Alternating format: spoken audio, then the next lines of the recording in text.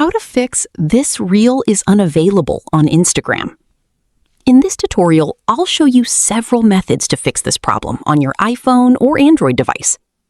First, open the Instagram app.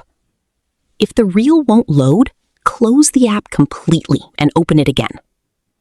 Next, check your internet connection. Switch between Wi-Fi and mobile data to see if the reel loads properly.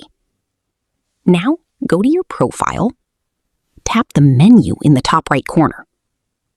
Scroll down and tap Media Quality if the option is available, and make sure your connection is stable before loading reels. Next, go to your phone's settings. Scroll down and tap Instagram. Make sure mobile data and background app refresh are enabled if those options are available on your device. If the problem continues, go to your phone's settings. Then open General, tap iPhone Storage, and select Instagram. Tap Offload App, then confirm.